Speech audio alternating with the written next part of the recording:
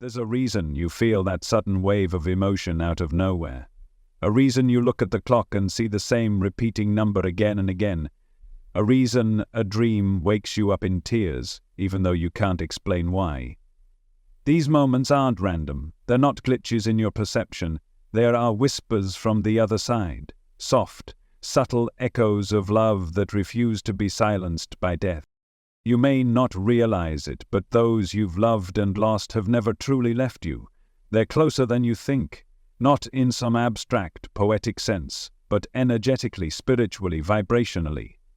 Edgar Cayce, often called the sleeping prophet, spoke of a soul's continuity and how death is not the end of consciousness, but merely a transition into a different state of awareness. And in that state, love still reaches, still lingers, still longs to be felt. Have you ever woken from a dream that felt more real than reality itself? Not just a dream with images or movement, but one where you could feel their presence, hear their voice, remember their eyes looking into yours? That's not a product of your imagination, that's a visitation. One of the most profound ways the departed come to us is through our dreams. In sleep, your defenses are down. Your logical mind is quiet. Your soul opens like a window, and in that sacred stillness a doorway appears. Through it they enter, briefly, gently, bringing messages, comfort, or simply the warmth of presence. You may have noticed these dreams feel different. They stay with you. You don't forget them, the way you forget the hundreds of meaningless fragments the mind conjures. These dreams leave fingerprints on your heart. They stir your emotions, your intuition. Sometimes they even answer questions you were too afraid to ask aloud. That's not coincidence. That's soul-to-soul communication. And it doesn't stop there. Sometimes their presence arrives in the form of scent, a sudden fragrance in the air, roses, cologne, cigar smoke. When there's no source around you, it hits you like a memory, but sharper, fuller. You walk into a room and the air shifts. You pause, inhale, and something inside you just knows. That's her perfume. That's his aftershave. That's the candle they lit every night. Your brain might scramble to make sense of it, but your heart already knows. Scent is a powerful carrier of emotion. It bypasses logic and speaks directly to your memory, to your soul. These fragrances are not imagined. They are energetic imprints, signatures, and when you become still enough, quiet enough, you realize they come at very specific times, moments of grief, milestones, anniversaries, birthdays, or even moments of joy when they want you to know they were there, celebrating with you. Other times the message comes not as scent or dream, but as light, literally. Have you noticed the lights flicker when you speak about them? A candle dims and brightens. The radio turns on by itself. A song begins playing that used to be your shared favorite. And it does so exactly when you needed it most. Technology is energy, and energy responds to intention, to presence, to vibration. Edgar Cayce taught that the soul operates on a frequency far more expansive than our five senses can comprehend, but sometimes that frequency brushes up against ours, and the result? A moment of electrical interference. It might feel eerie at first, but don't let fear cloud your knowing. That light that flickered wasn't broken. That song didn't shuffle by accident. That phone call you missed but left no record. It wasn't a glitch. These are signals, pulses in the fabric of the physical, orchestrated by the non-physical. Even animals, the silent guardians of energy, respond to this. A dog suddenly whines at an empty hallway. A cat stares at a corner and purrs, unmoving. They sense what we often ignore, the presence of the unseen. You might brush it off, tell yourself they're just being odd, but pause. Animals are not trained to doubt their intuition the way we are. When your pet reacts to a space that seems empty, it's not fear, it's recognition, a spirit they once knew, a frequency they remember. And the deeper you go into this awareness, the more you begin to see patterns, numbers, sequences, timings. The universe starts to speak a language you used to overlook. 1111.333.1221. You see their birth date everywhere. Their lucky number appears in addresses, license plates, receipts. Why? Because numbers carry energy. They are divine coordinates, cosmic echoes. Edgar Cayce often referred to numbers as tools the universe uses to nudge our awareness. When you keep seeing the same sequence, especially one tied to someone you've lost, that's not random. That's recognition. That's them. That's their way of saying, I'm still here, look closer. And if you do, if you truly begin to look, to feel, to open, you'll notice something else. A sound, not external, internal. You're sitting in silence and yet you hear something, a whisper, a name, a single word spoken just as you're drifting between sleep and wakefulness, a soft melody playing when nothing is on. These are not hallucinations.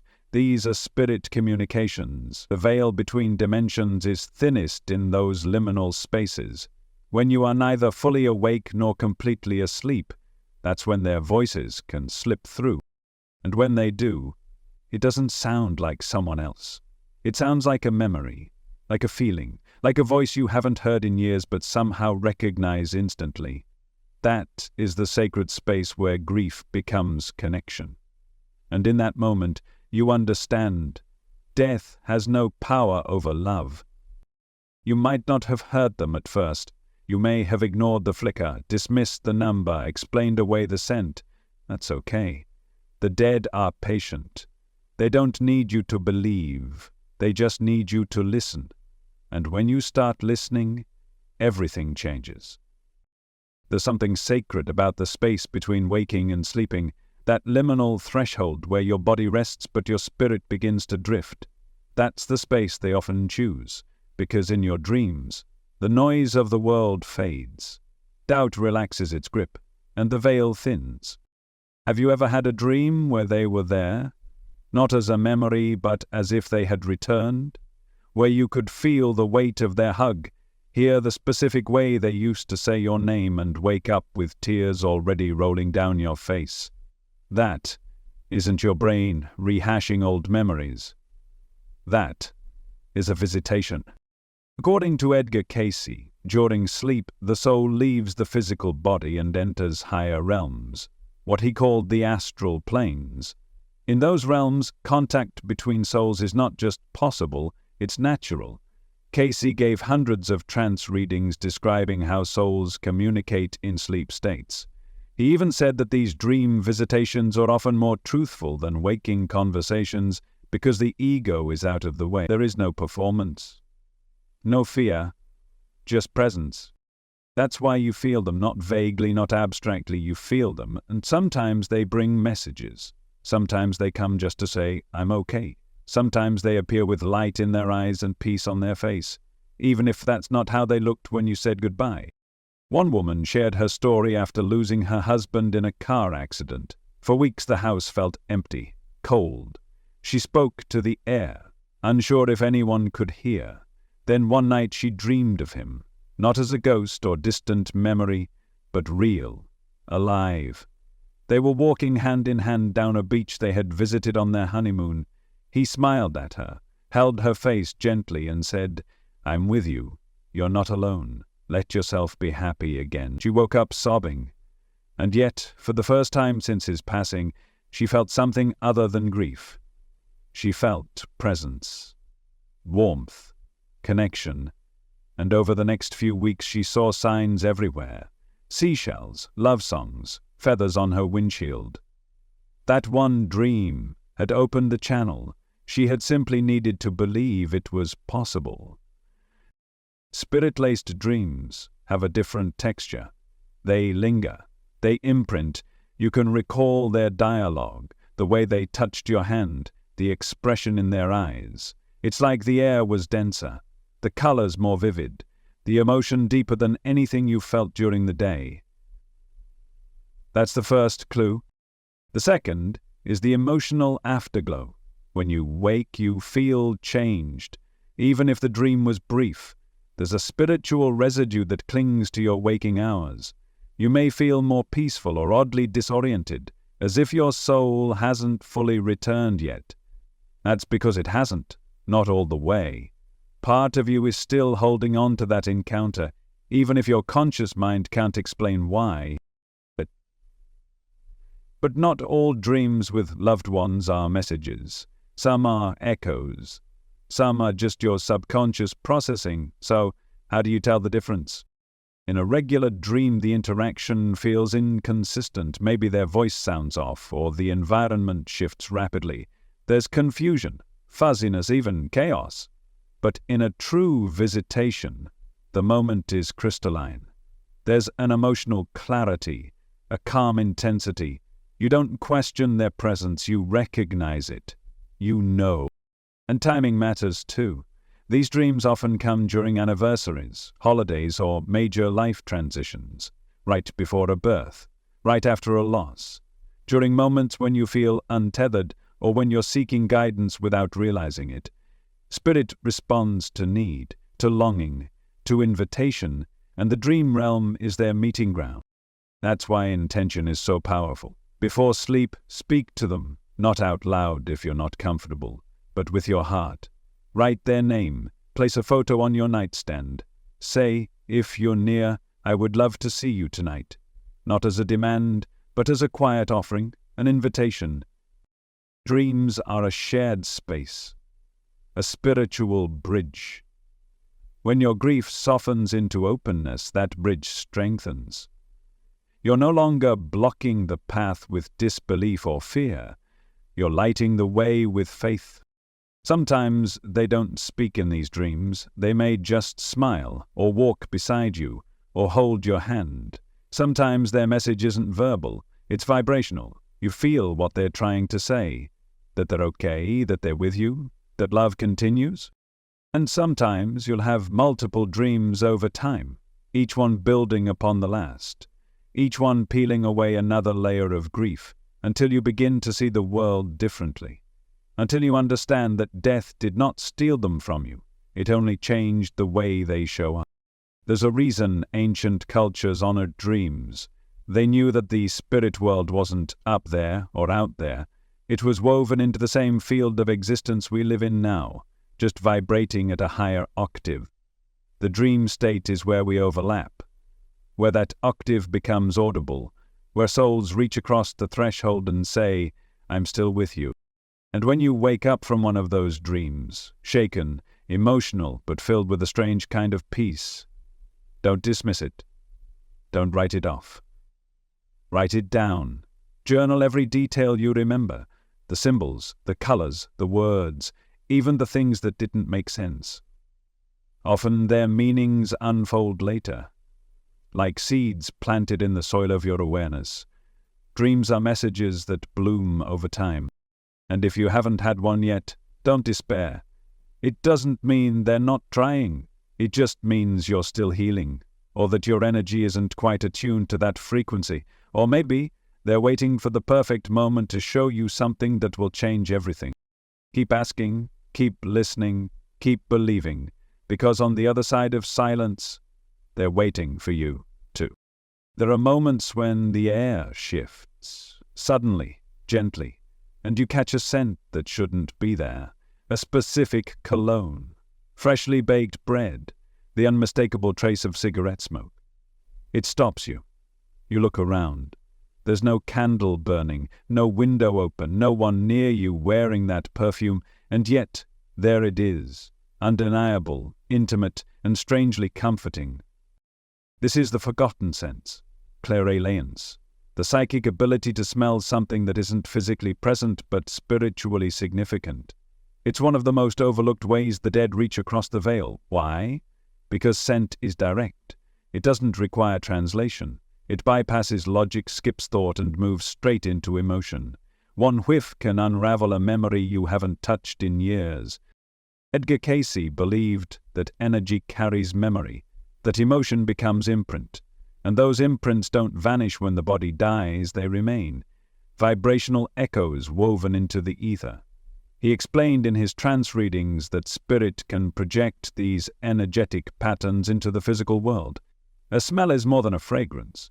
It's a spiritual fingerprint, a way for the departed to make themselves known without words, without images, without disruption, just whispering to your senses. You're washing dishes and you smell your grandmother's lavender. You're alone in the car and suddenly the scent of your father's pipe fills the space. You're meditating and you catch the exact aroma of the roses that were placed on their casket.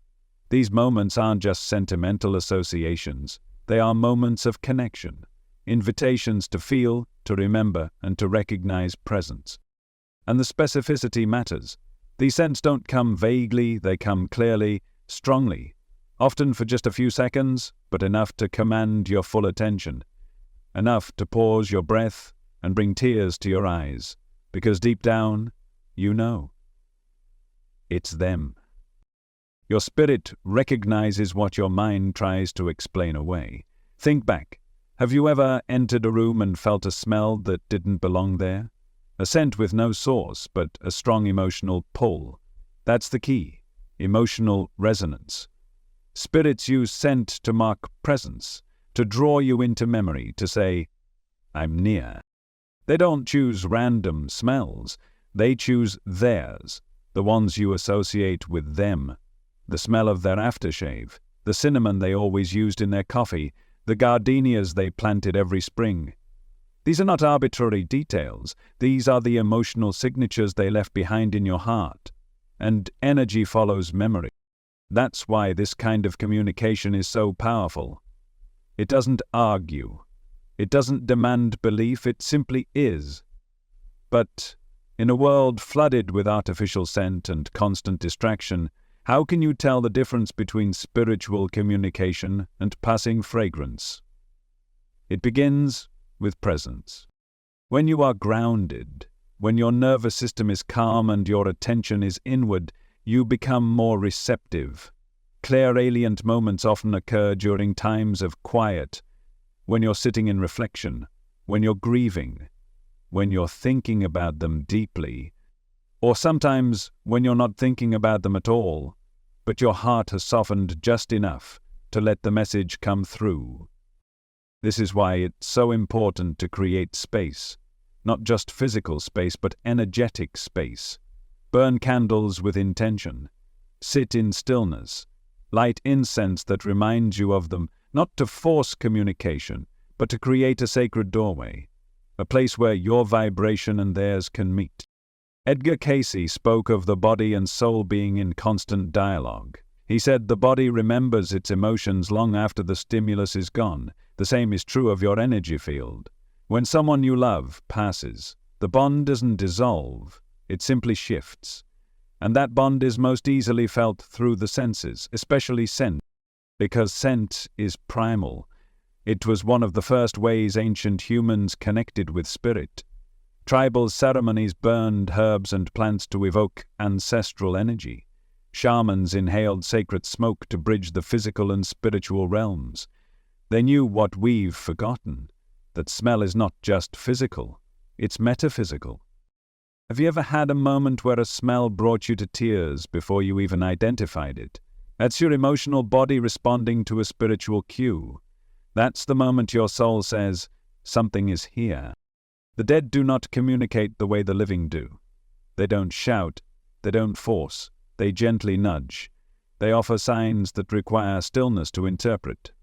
So how can you become more attuned to this subtle language? First, keep a sensory journal.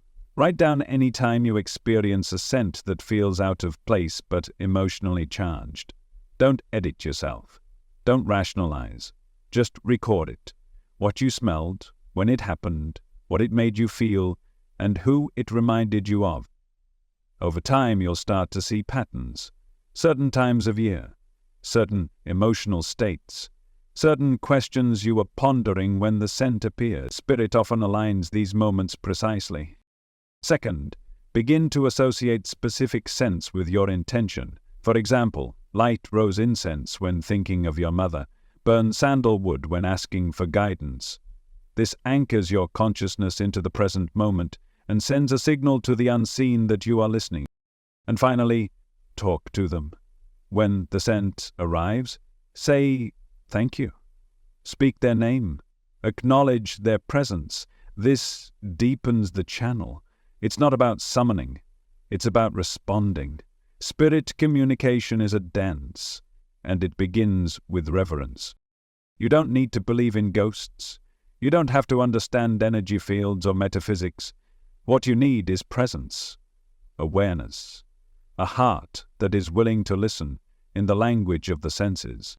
Because the moment you do, they'll keep showing up, sometimes as a song, sometimes as a flicker of light, and sometimes in the stillness of an ordinary afternoon.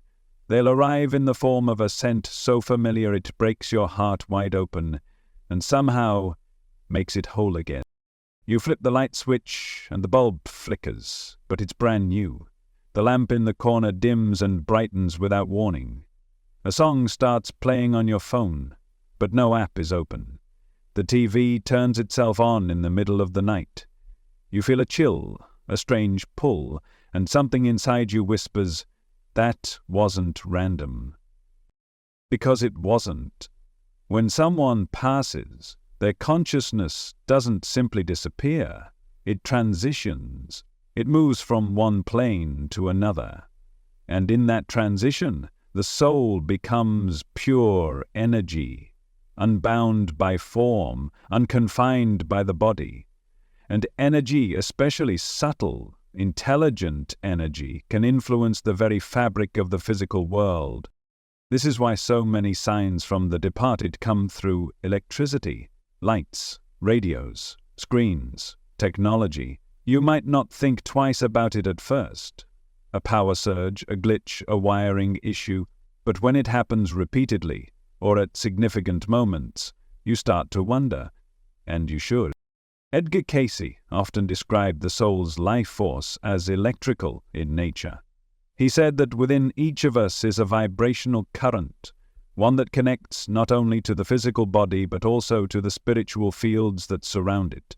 This current continues after death, and it can interact with the electromagnetic fields that pulse through your environment every day. Think of your spirit as a subtle frequency. When it no longer resides in a body, it still exists as vibration, and vibration affects matter, especially systems already running on energy. That's why flickering lights are more than a trope in horror movies. They're one of the oldest and most consistent ways souls say, "I'm here." Imagine this. You're deep in thought, thinking about someone you've lost. The room is quiet. You whisper their name, and the lamp next to you dims for a moment, not dramatically, just enough for you to notice, just enough for your heart to skip. That's not coincidence, that's resonance. That's their energy brushing against yours, interacting with the field around you. Or maybe you're driving and a song comes on the radio, their song, one you haven't heard in years. It starts playing right as you're asking for a sign, or struggling with grief, or needing reassurance, and you feel them in the car with you, not as a ghost but as a presence, a knowing. The lyrics speak to your soul in a way nothing else could. That's not a shuffled playlist. That's spiritual orchestration. Spirits often use familiar music to reach us because music is frequency, it's emotion, it's memory encoded in vibration. And when the veil is thin, that frequency becomes a bridge.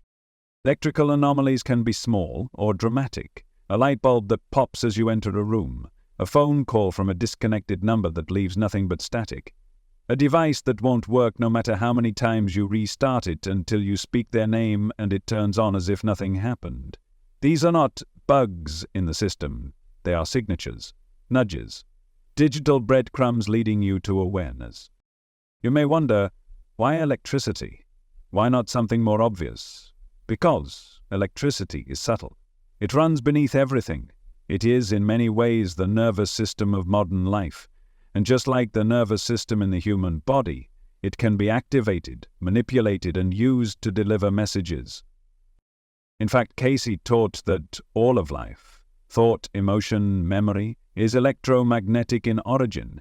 He called this the soul's vibratory pattern, and he believed that as consciousness evolves, It begins to influence not just the inner world, but the external one as well. In his readings, he described how spirit can stimulate energy fields to signal presence, meaning the soul doesn't need wires or buttons. It uses intention, awareness, frequency, and through that it can make lights flicker, radios buzz, screens freeze, and phones ring. You might be tempted to dismiss these things, especially when science offers technical explanations. But pause for a moment. Look deeper. Not every flicker is a message, but not every flicker is meaningless either.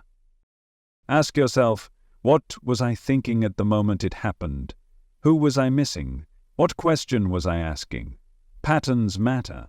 If the lamp only flickers when you're looking at their photo, if the same song plays every time you visit their grave, if the television powers on at the exact time of their passing, year after year, those aren't malfunctions.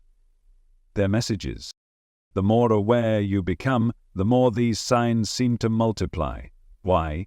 Because your energy starts to shift too. You become more receptive, more attuned. You create a kind of spiritual Wi-Fi, and they can connect more easily.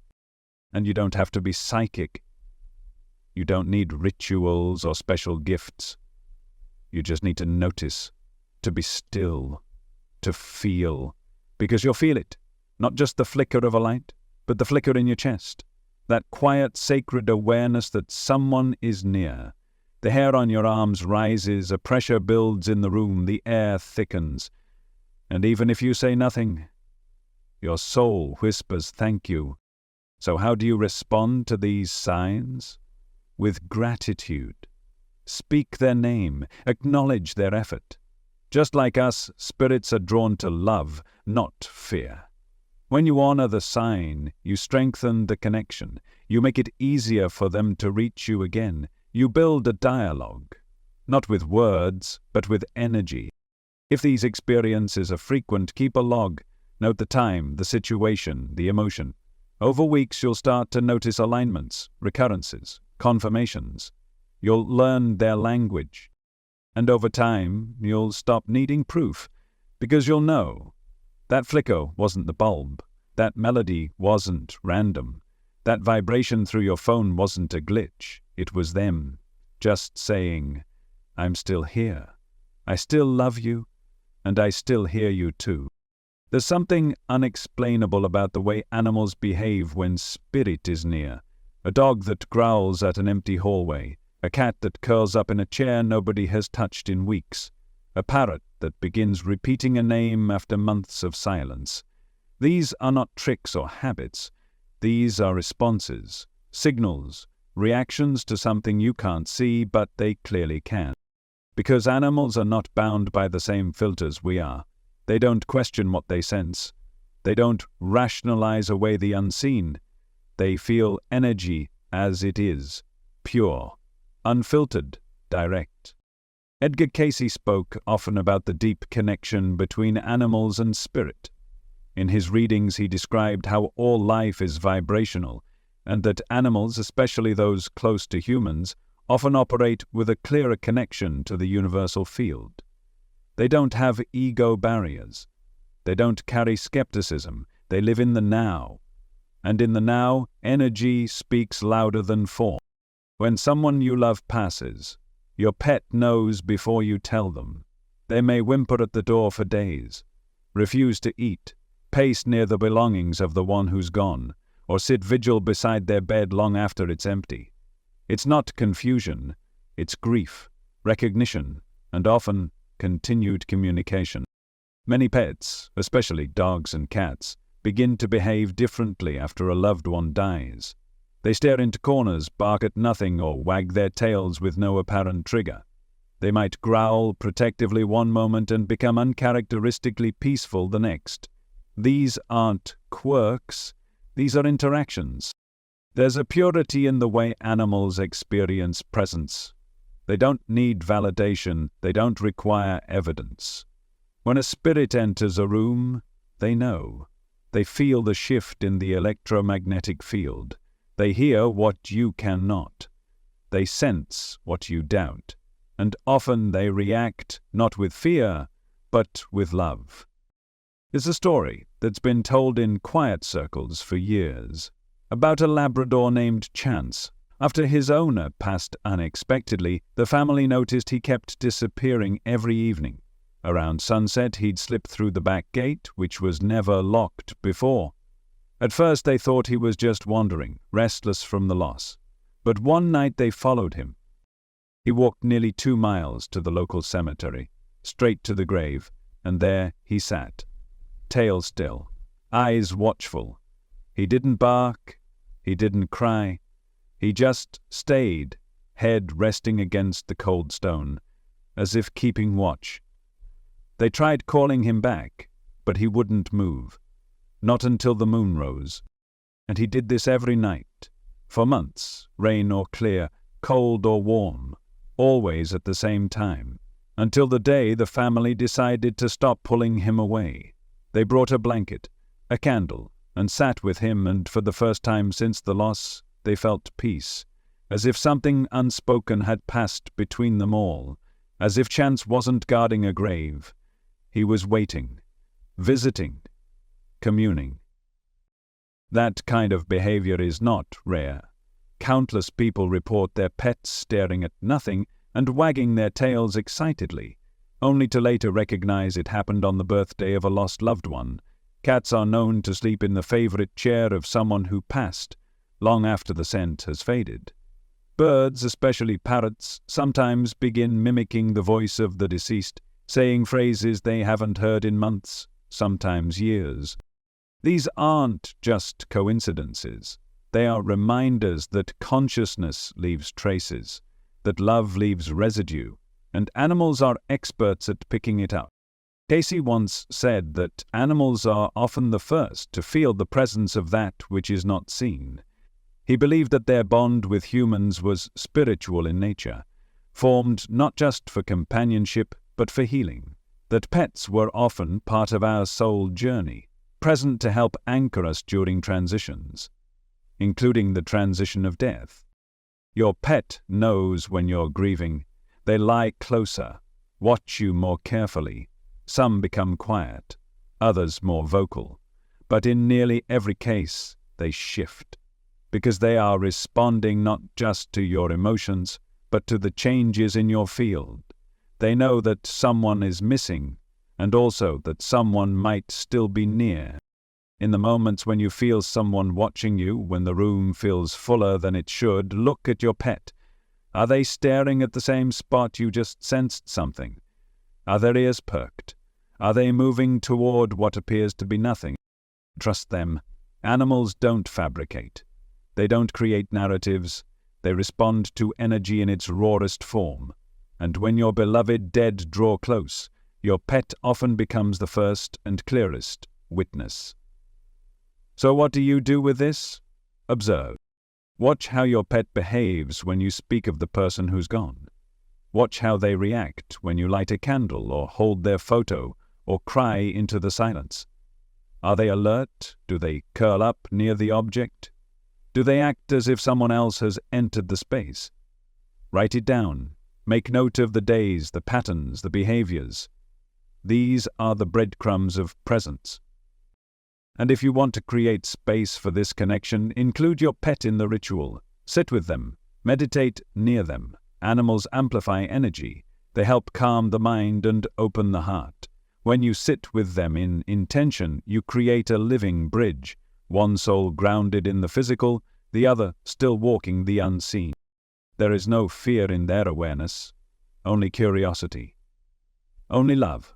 And when you begin to see the world through their eyes that don't separate the spiritual from the physical, you begin to remember a truth you've always known, that presence doesn't end with breath, that love echoes in fur, in feathers, in the stillness of an animal waiting at a door no longer used. And sometimes in the quietest hours they are not waiting for you to come home, they are waiting because someone else already has.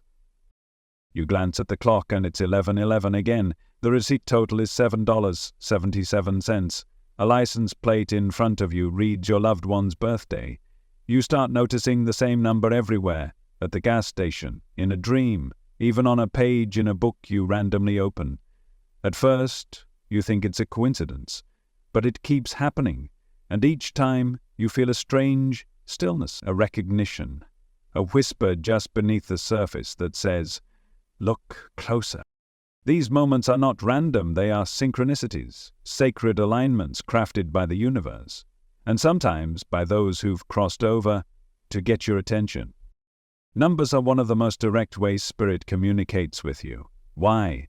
Because numbers are pure vibration. They carry archetypal meaning. They are part of the fabric of reality. Long before you were born, ancient civilizations believed numbers were the building blocks of the universe. Pythagoras, the Chaldeans, the Mayans, and even Edgar Cayce, whose readings included teachings on sacred geometry, cosmic law, and numerology. Cayce described numbers as divine frequencies, not just symbols for counting but living energies that held messages for the soul. He believed that recurring numbers were signs from spirit and from your higher self, that these numbers aligned with the rhythms of the soul and often revealed themselves in times of transformation, grief, or awakening. When you begin to see repeating numbers, especially numbers connected to someone you've lost, it's not just your brain playing tricks. It's a language, a cosmic Morse code. And when you start to listen, the messages become clearer. Think of 1111.1, of the most widely recognized synchronicities in the world. You might see it once and shrug it off, but what happens when it shows up every day? On your microwave? On your phone? When you're thinking about your mother? When you're doubting if your loved one is really still with you? That's not coincidence. That's alignment. 1111 is a gateway number, a spiritual tuning fork. It shows up when the veil is thinning, when you're being asked to pay attention to more than just the surface. It says, you're not alone, you are supported, something is happening behind the scenes. And when tied to a specific person who has passed, it often carries an even deeper message. They are near, they see you, and they're trying to say hello. Birth dates and death anniversaries often appear too, on clocks, on paperwork, in dreams, even on receipts. You might suddenly notice your father's birthday number everywhere the week leading up to what would be his birthday. You might see the same time stamp on every voicemail you play back, or find yourself waking up at exactly 3:21 a.m. every night, the same time your partner passed. These are not accidents. They're echoes. When a soul crosses over, it doesn't stop communicating, it changes the way it communicates. It begins to work through energy, timing, and signs. And because numbers are constant, they're the perfect medium. You may begin seeing angel numbers, 222, 333, 444, each with its own frequency and meaning. These numbers aren't just spiritual generalities. They're part of a larger conversation. When you see 444, for example, many traditions interpret that as the presence of angels or protective spirits. Imagine seeing that exact number on your dashboard while you're asking for reassurance, while you're sitting in grief. That's not just comfort. That's confirmation. And what makes it even more sacred is when those numbers tie directly to your loved one. Their favorite jersey number, the address of the home they grew up in, the 3 digits on a hospital bracelet. These are personal numbers, ones that only you and they would understand. When those begin to show up, pay attention. That's not just the universe speaking, that's them. So how do you start to understand these signs? How do you make sense of the patterns? You begin by tracking. Start a synchronicity journal. It doesn't have to be elaborate, just a notebook or a document on your phone. Every time you see a repeating number or a meaningful timestamp, write it down. What number was it? Where did it appear? What were you thinking about? Who did it remind you of? How did it make you feel? Over time, you'll see connections. You'll notice that 1111 appears when you're in doubt, that 222 shows up when you're overwhelmed, that your mother's birthday flashes on the clock right before you're about to make a difficult decision. These are more than patterns. They're a conversation. Cayce taught that the soul speaks through symbols, and the more you honor those symbols, the more fluent you become in that sacred language. Your attention is the invitation. When you track, reflect, and respond, you deepen the connection. You don't have to know numerology to feel the meaning behind a number. You already do. Your body reacts before your mind can make sense of it. That little spark of energy in your chest, that's intuition. That's your soul saying yes. You're seeing it. And once you begin to acknowledge these signs, they multiply. You'll start noticing them in songs, in dreams, in conversations with strangers. That number again, that date again, that exact moment when everything seems to pause and remind you you're not walking alone. Because love doesn't fade. It transforms, it finds new ways to reach you, through music, through dreams, through animals, and yes, through numbers, dancing at the edges of your awareness, waiting for you to say, I see you, thank you. In those sacred moments, you are not imagining things. You are remembering the language your soul has always known, and the dead are simply speaking it back to you. You're alone in your room, lost in thought, when you hear it. Your name. Soft, distinct, clear. You spin around, no one is there. You walk through the house, check the phone, the front door, even your own thoughts. Nothing explains it. And yet you heard it. Not just in your head. It was in the air. Or maybe it comes as music. A specific song begins to play, one tied to them, one that carries too much meaning to be coincidence. You weren't playing it. You weren't even thinking about it. But now it's there, echoing through the space like a memory unfolding in real time. This is the world of auditory contact. Not hallucinations, not imagination, but soul-to-soul resonance. One of the most intimate ways the dead speak to the living. According to Edgar Cayce, souls continue to exist in vibrational form after death. And vibration isn't bound by physical form. It's frequency, it's rhythm, it's sound. Cayce explained that when the heart is still and the mind is receptive, your soul becomes a tuning fork. You begin to resonate with the energies of those you love, and when that resonance is strong enough, it can pierce the veil. Sometimes it comes as a whisper, a voice you haven't heard in years calling your name with tenderness, urgency, or even just familiarity. Sometimes it's a single word, one they used to say, a nickname, a phrase only they used, and sometimes it's not speech at all. It's presence in sound. The creak of their footsteps, the door opening the way it used to, the sound of their laughter echoing through a dream and then continuing into your waking state. These experiences most often occur during transitional moments, especially in the hypnagogic and hypnopompic states. Hypnagogic is the window as you fall asleep. Hypnopompic is the window as you begin to wake. In both states, your mind is shifting between worlds. Your brain waves slow down. Your subconscious begins to rise, and the wall between dimensions softens. That's why so many people report hearing voices, music, or messages at night, right as they're drifting off, or in the first few seconds of waking. These are not dreams, these are transmissions. The soul, freed from daytime noise, is finally able to listen, to receive. And the dead are patient. They know how to wait for those moments. When your mind is quiet enough, when your heart is raw enough, when you're asking without even speaking. That's when they speak. But how do you know it's real? How do you tell the difference between imagination and inner hearing? You feel it. When imagination speaks, it feels like a thought. When spirit speaks, it feels like a presence. The message doesn't just float through your mind, it lands. It creates a shift. Sometimes it even changes your body temperature. You get chills, a sudden warmth, tears without sadness, peace without context. You might be standing at the kitchen sink replaying memories when you hear, "It's okay." Not in your voice, not in your tone, but in theirs, the exact way they would have said it. And in that moment your breath catches. Time slows. Everything feels sacred. even if only for a second. These aren't episodes of grief, they're moments of connection, and they often come when you least expect them, in silence, in solitude, during rituals, in nature. Some people report hearing music from nowhere, songs playing faintly in a room with no source.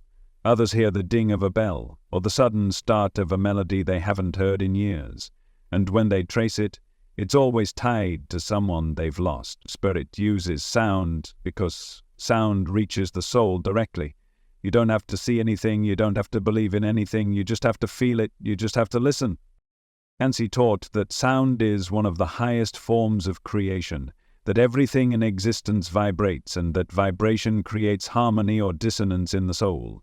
When a loved one passes, their soul retains its vibration, and when they wish to reach you, they match their vibration to yours.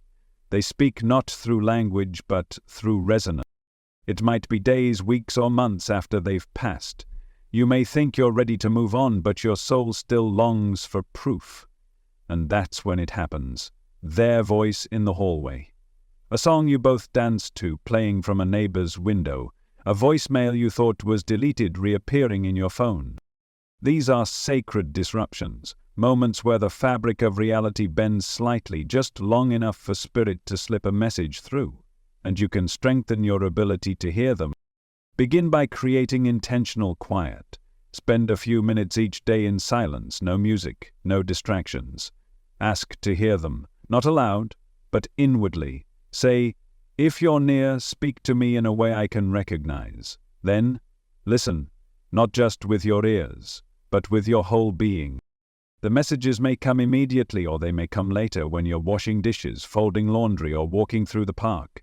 Spirit doesn't always respond in the moment of asking, but once you open the channel, the messages start to flow. Keep a spirit log. Write down every instance of unexplained sounds, whispers, or songs. What were you feeling?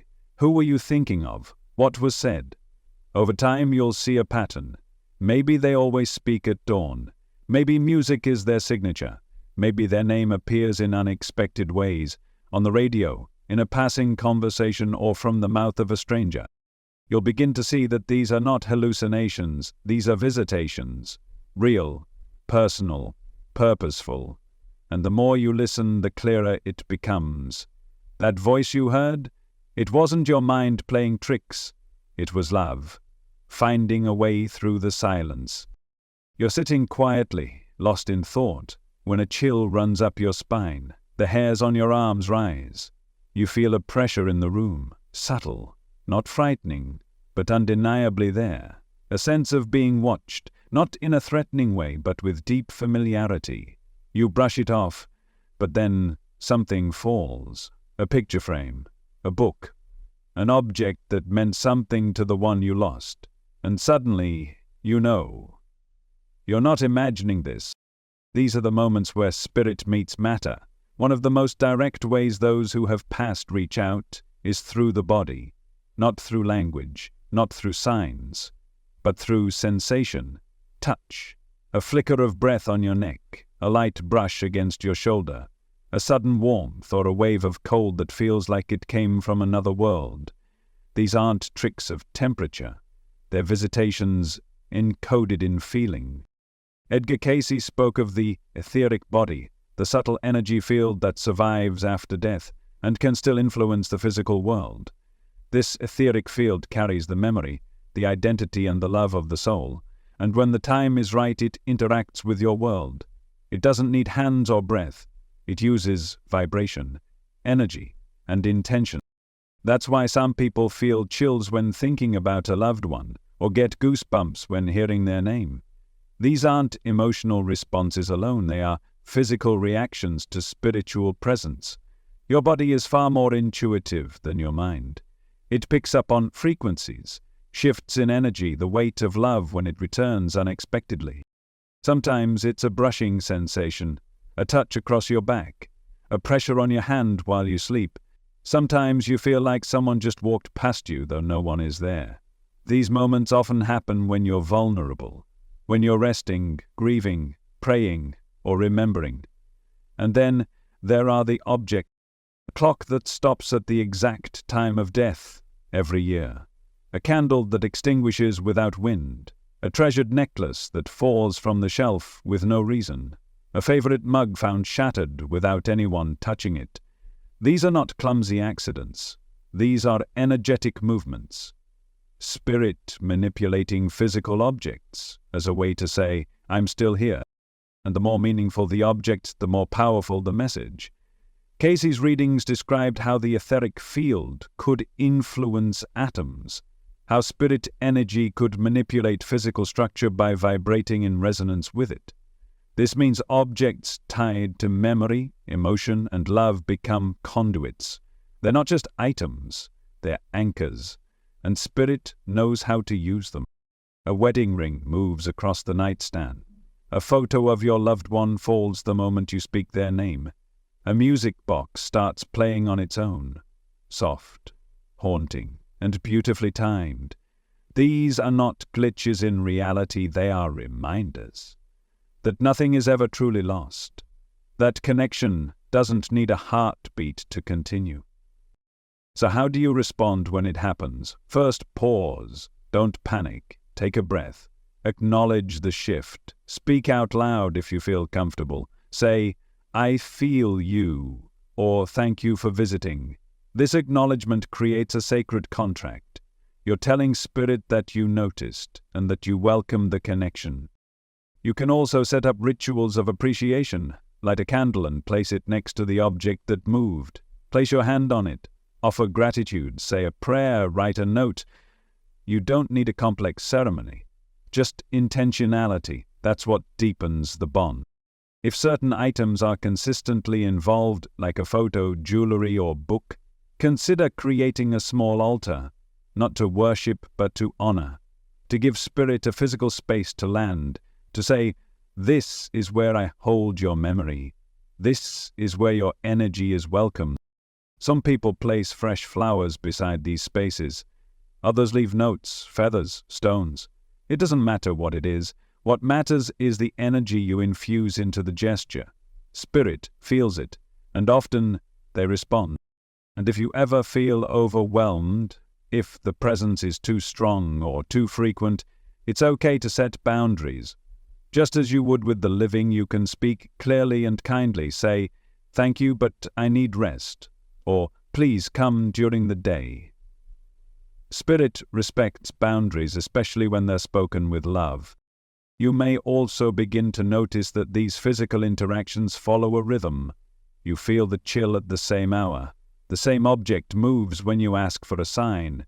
The room feels heavy just before their birthday. These patterns are meaningful. They are how spirit creates a dialogue. So write them down. Keep a log. What did you feel? What moved? What were you thinking about? Who came to mind? These details may seem small, but together they form a picture, a map of love making its way back to you. And over time you'll stop being startled by the brush of wind on your cheek. You'll smile when the book falls, or when the light flickers. You'll say, hi, I see you, because you'll know that energy doesn't die, that the ones you love are never truly gone, and when your skin tingles for no reason, or your favorite picture falls face down on the floor, or the air in the room changes without a sound, you won't doubt it. You'll remember. They're reaching for you, and your soul, already awake to their touch, will reach back. There's a reason every spiritual tradition, every mystic, every healer turns to silence. In a world filled with noise, silence is the space where truth speaks, and when it comes to hearing the dead, it's often the only place you'll hear them. You don't need psychic abilities or ancient rituals. You need space, stillness, intention, because the spirit world doesn't shout, it whispers, and the quieter you become, the more you hear. Meditation isn't just about relaxation, it's about attunement. Edgar Cayce emphasized this again and again in his trance readings. He called it daily attunement to source, a practice of aligning your body, mind, and spirit so that your inner channels are open and clear. When you meditate, you raise your vibration. And the higher your vibration, the closer you come to the realm where your loved ones now reside. You're not just closing your eyes, you're opening your soul. So how do you begin? Start by creating sacred space. It doesn't need to be elaborate, a quiet corner, a candle, a photo of the one you miss, a crystal, a plant, or even just a folded blanket. What matters is that the space feels intentional, set apart from the distractions of your day. This is your temple, a doorway. Sit comfortably, close your eyes, take a few deep breaths, inhale peace, exhale tension, feel the weight of your body release into the earth, and then speak softly, inwardly, with honesty. Say their name, invite them in. If you're near, I'd love to feel your presence. I open my heart to receive. Don't expect fireworks. Don't strain to hear or see anything, just be. The point is not control, it's communion. The mind may wander, that's okay. Keep breathing, keep softening. The connection is not in your head, it's in your heart. Sometimes you'll feel a shift, a lightness, a warmth, a sudden memory that appears out of nowhere. That's them. Other times it will feel like nothing happened. But in the days that follow, signs start appearing. Dreams, numbers, touches, songs. That's how spirit works. Quiet seed, unexpected bloom. Meditation can be more than just sitting. It can be movement, walking through nature in silence, sitting by water, watching the wind move through trees. These are meditations too. The soul recognizes when you enter reverence, and so does spirit. Journaling is its own form of sacred listening. It gives your soul a voice, and it gives the spirit world a place to speak. If there's someone you've lost, write to them. Don't hold back. Don't worry about getting it right. Just write. Begin with "Dear" and let it flow. Tell them what's on your heart. Tell them what you miss, what you regret, what you're grateful for. Ask them questions. Speak to them as if they're right there, because they are. When you do this consistently, something begins to happen. You start to hear them respond, not in your ears, but in your hand. Words come that you didn't plan. Answers rise that feel like they're not yours. Your handwriting shifts. The tone changes. This is called automatic writing, and it's one of the oldest tools for spirit communication. You don't have to try to force it. Just write, let it flow, even if it feels like you're making it up at first. Keep going. Over time, you'll begin to notice a difference. The messages are wiser. Kinder, sometimes they sound exactly like your loved one, and you'll know, this didn't come from me. This came through me. Cayce believed in the power of regular spiritual practice. He taught that daily habits of attunement, prayer, meditation, journaling, silence, created a kind of spiritual magnetism, that the more you practiced, the more open your energy field became, allowing clearer, stronger connections with the unseen. He called it preparing the temple, because communication with spirit is sacred. It's not about demanding proof, it's about becoming receptive to presence. The more you honor the space, the more profound the connection becomes. And it doesn't take hours. 10 minutes in the morning, 5 minutes before bed, a journal by your pillow, a moment of stillness before a meal. These are rituals too. These are spirit invitations. You might not feel something every time, that's okay. Think of it like tuning a radio. The signal strengthens with use. The more you return, the clearer the voice becomes. And over time you begin to live differently. You speak more slowly, you breathe more deeply, you notice things, subtle shifts, strange dreams, emotional waves that come from nowhere. You stop brushing these things aside, you start listening, watching, feeling. Your journal becomes a map, a record of your conversations with the invisible. The meditations become anchor points, reminders that the boundary between worlds is thinner than you thought. And soon, you stop needing signs to believe. You know they're with you. not just because of what you feel in the quiet, but because of who you're becoming. More open, more intuitive, more peaceful, because love continues to grow, even when the body is gone. So sit in silence, breathe into stillness, write your heart onto the page, speak their name with reverence. They are listening, and in the stillness they will speak. There's something deeply human about setting a place at the table. It's not just etiquette, it's symbolism, a way of saying you belong here, and even in death that gesture still holds power. Have you ever considered setting a chair for the one you lost? Not as a performance, not as a superstition, but as an act of love, a ritual of remembrance, a silent invitation to be present, not as memory, but as energy. These are spirit chairs. Simple, sacred spaces where the veil thins, where you say, without words, I still feel you, I still make room for you. You might set that chair at a holiday dinner, or at a wedding, or on the anniversary of their passing. Maybe you place their photo there, a flower, a note, a favorite object, or maybe you leave it completely empty, just the open space, untouched, humming with possibility. Spirit chairs are not about conjuring, they're about communion. They're not about proof, they're about permission, an acknowledgement that, although death has changed the relationship, it hasn't ended it. And when you create space for the unseen often arrives. Edgar Cayce understood this deeply. He spoke often about spiritual preparation, about the necessity of reverence. He taught that spiritual work must be grounded in respect, not spectacle. That when you create a sacred space, you're not just inviting a presence, you're elevating yourself to meet it. He referred to this as templing, the act of making the ordinary divine, lighting a candle, speaking a prayer, sitting in silence.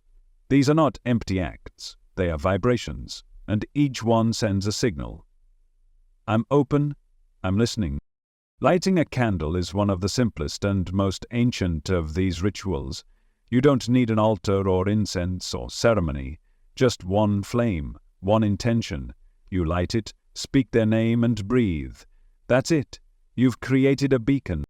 In spiritual traditions around the world, flame is a bridge. It represents soul transformation, eternal light. When you light that candle, you are saying you are not forgotten. You are remembered in warmth, in glow, in flicker. And sometimes, if you sit long enough, the flame responds.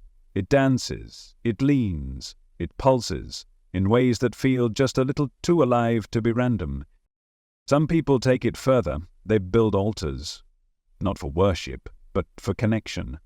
A small table, a cloth, a photo, an object that belonged to them, a handwritten letter, fresh flowers, a crystal or stone.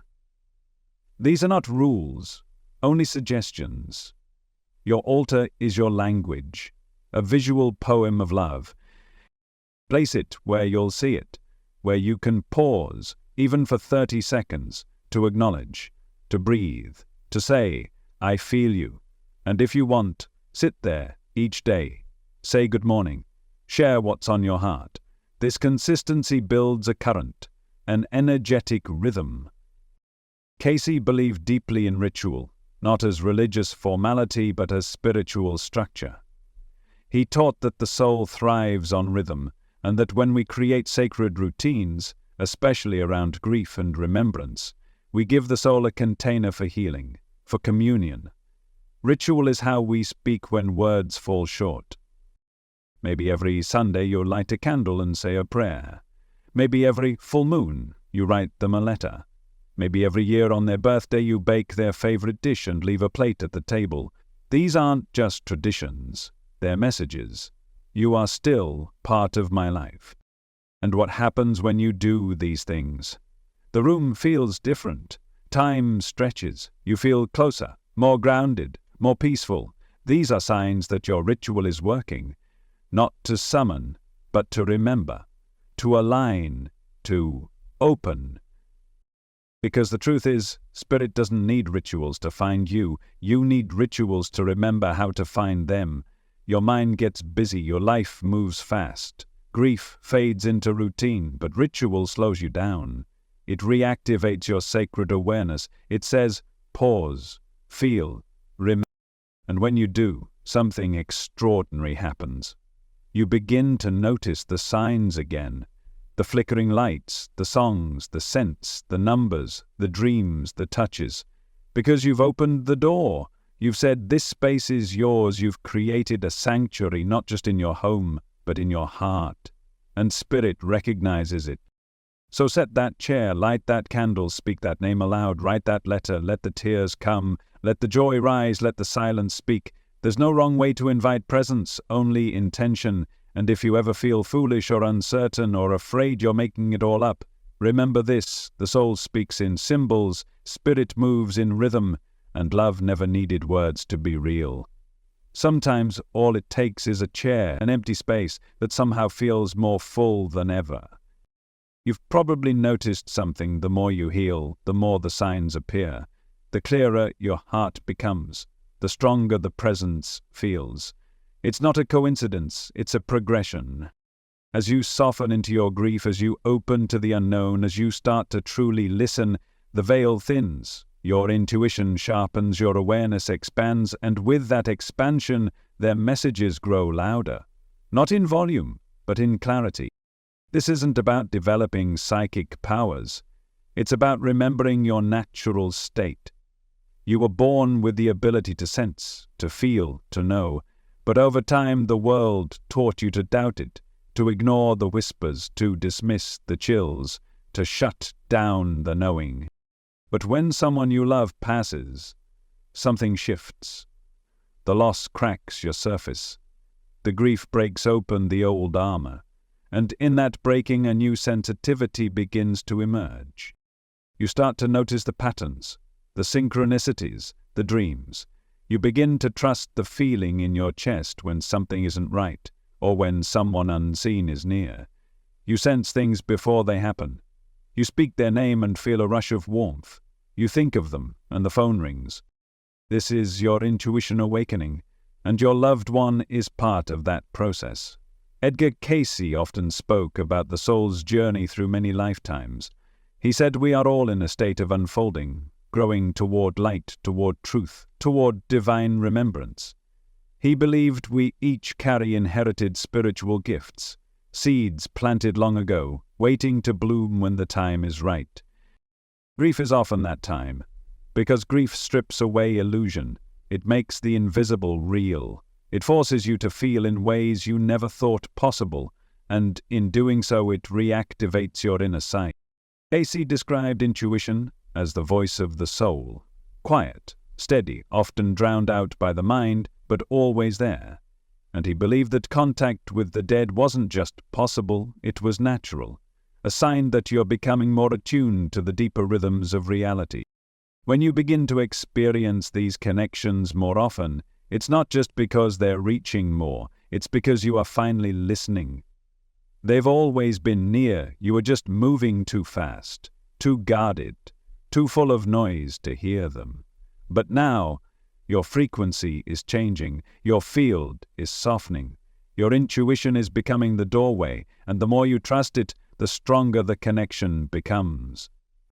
You'll start to feel them guide you, not just through signs, but through intuition. A sudden nudge to call someone, a feeling to avoid a certain place, a deep knowing that a decision is right, even if it makes no logical sense. That's them. That's your bond, reshaping itself into a co-creative partnership. And the more you nurture your spiritual development, through meditation, journaling, energy work, or simply being present, the more the dialogue flows. They speak through your dreams, through flashes of inspiration, through words that come out of your mouth that don't feel like yours but carry healing power. They speak through your body, your instincts, your sudden tears. They speak through love. And the more you evolve, the more you realize they haven't left. They've become something else, something deeper. They are now part of your intuition, part of your inner compass. They are the voice inside you that says, keep going. That quiet calm that rises when everything feels wrong, This is not imagination, this is transformation. Your sensitivity is their path, your awareness is their bridge. Your healing becomes the channel through which they live again, not in flesh, but in energy, in memory, in presence.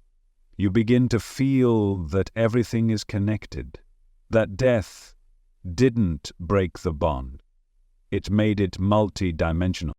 And as you grow in your spiritual capacity, you don't just receive more signs, you become one, a walking symbol of what love can do, of how loss can become light, of how grief can birth gifts you never asked for, but now would never give up.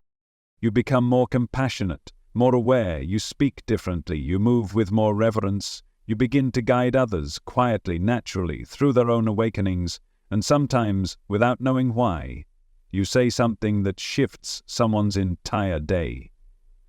That's them working through you. You are not just healing, you are becoming. And in that becoming, you carry their legacy.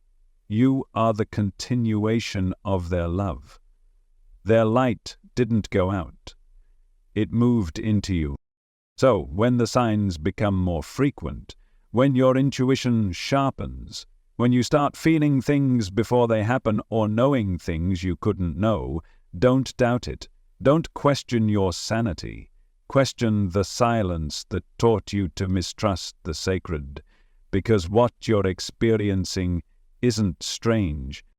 It's sacred. Your loved ones are closer than ever, not because they've returned, but because you've risen. And through your expanding awareness, through your daily spiritual practice, through your willingness to feel what's real, you become the lighthouse, the portal, the place where the seen and the unseen meet.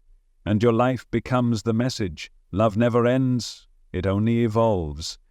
So now you know. They've been speaking to you.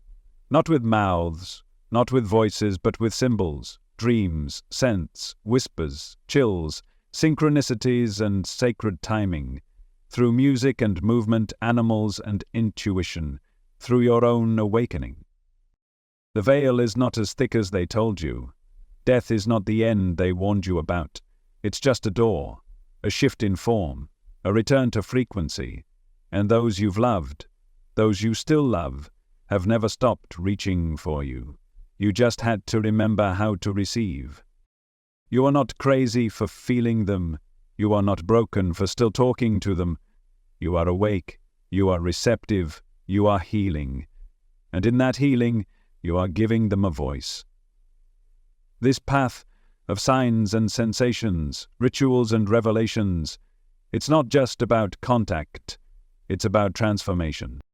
Your loved ones are not gone. They've become your guides, your protectors, your collaborators in the unseen.